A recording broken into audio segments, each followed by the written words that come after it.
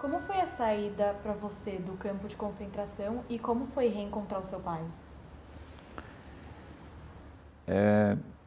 Nós fomos libertados pelo exército soviético. Os soviéticos eram considerados pelas grandes civilizações europeias, tais como a Alemanha, a austríaca e etc., como os inimigos mortais, porque os soviéticos eram bárbaros.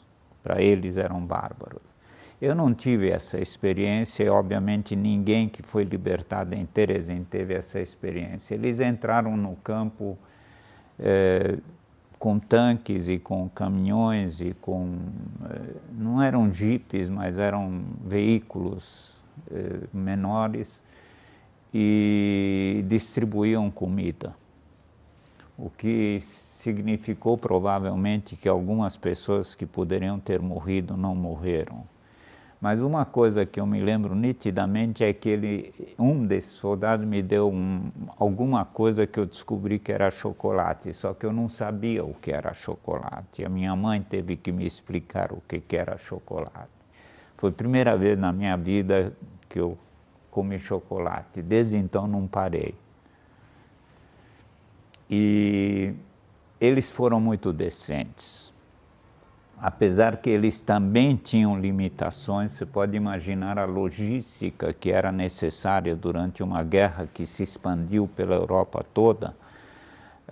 Eles tiveram o cuidado de nos tentar dar o maior conforto possível dentro das limitações. Uma coisa que eles nos deram foram cobertores que eram um pouquinho mais quentes do que aqueles que nós tínhamos. O problema na época para voltarmos para da onde saímos era transporte, porque eles não tinham número suficiente de caminhões e de veículos para nos transportar. Eram obrigados a fazer isso em pequenas etapas. Nesse meio tempo, o campo recebeu a visita de duas entidades judaicas que operou a partir da Suíça durante a guerra e que agora estava visitando os campos, tentando ver as necessidades dos que sobreviveram. Eles também conseguiram alguns caminhões, mas o fato é que nós ficamos mais um mês no campo por falta de transporte. Terezin foi o último campo na Europa toda a ser libertado, ou seja, nós fomos os últimos a sermos libertados na Europa. E mais um mês significou que nós ficamos muito mais tempo lá do que normalmente. Bom, se bem que eu imagino que aqueles que ficaram em outros campos não sobreviveram, mas enfim, nós ficamos mais um mês. Finalmente eles conseguiram um caminhão que nos transportou de volta para a nossa residência, não a residência, mas a cidade da onde nós saímos. E minha mãe começou a procurar meu pai, obviamente, e os parentes. Acontece que numa cidade onde 1/3 eram judeus, você pode imaginar que rapidamente começaram a circular notícias sobre quem voltou, quem não voltou, por que não voltou, e aqueles que voltaram contaram as barbaridades que os nazistas cometeram. Então a expectativa, a esperança de que alguém que não voltou, voltaria, era muito remota.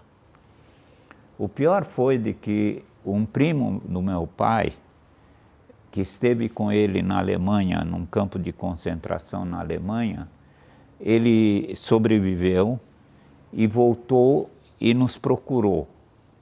Soube de que nós estávamos naquela cidade morando na casa de uma tia que não era judia, era uma senhora cristã que era casada com um tio meu.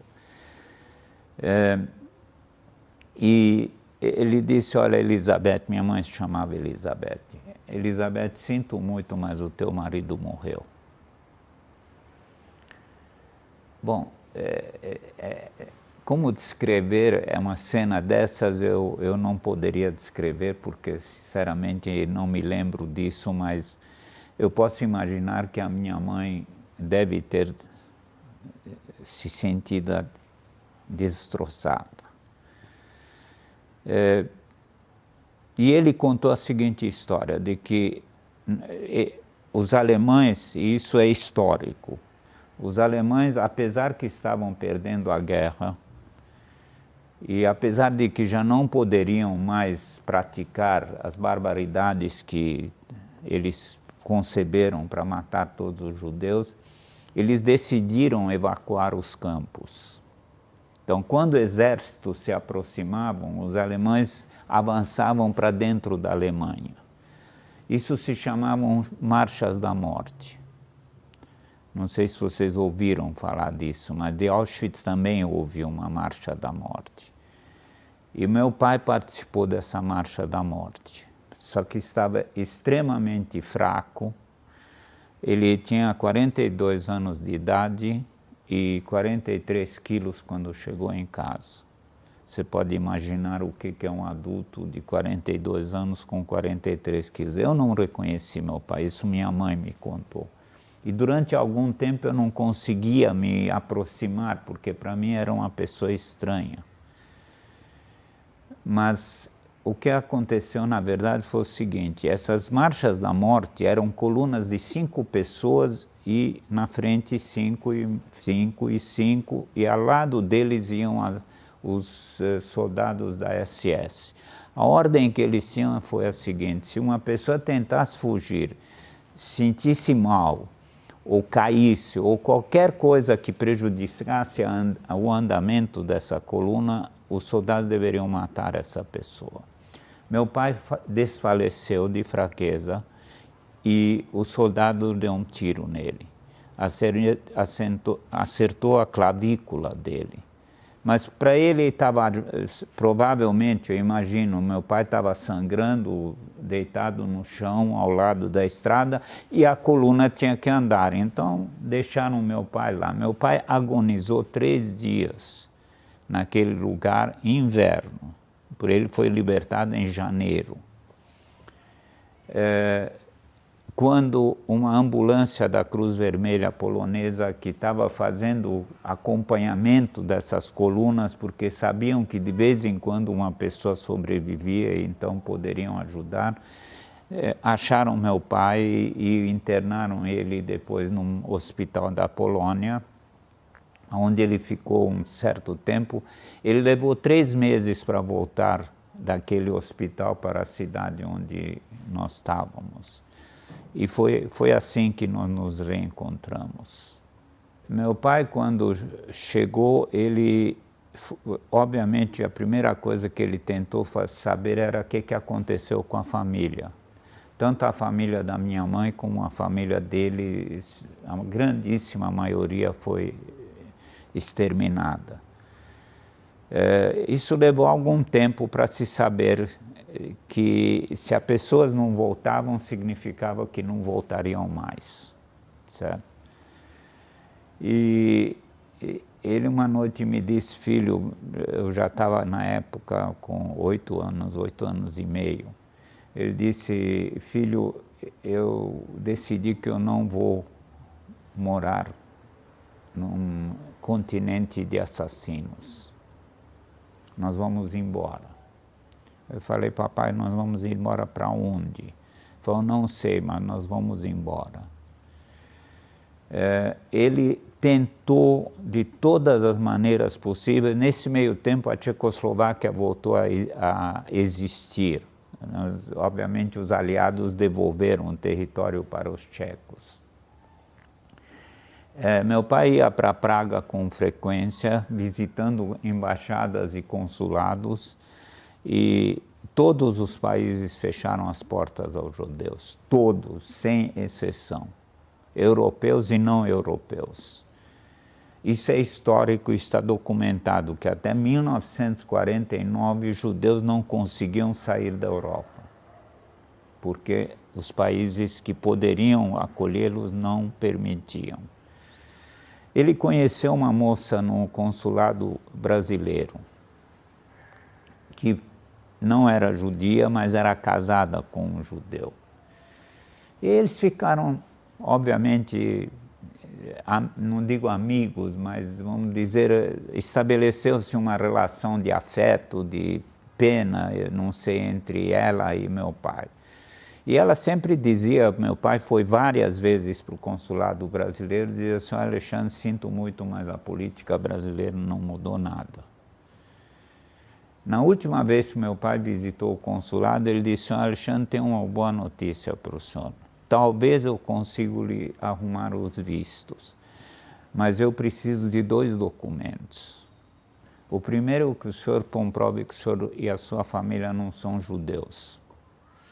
Em segundo lugar, o senhor tem que ter de alguma indústria brasileira uma carta que diz que o senhor é um químico famoso e que é necessário para o trabalho desse laboratório ou dessa indústria, e que eles querem que o senhor e a sua família vão para o Brasil. Curiosamente, o primeiro documento foi fácil de arrumar, como te falei, nós tínhamos certificados de batismo.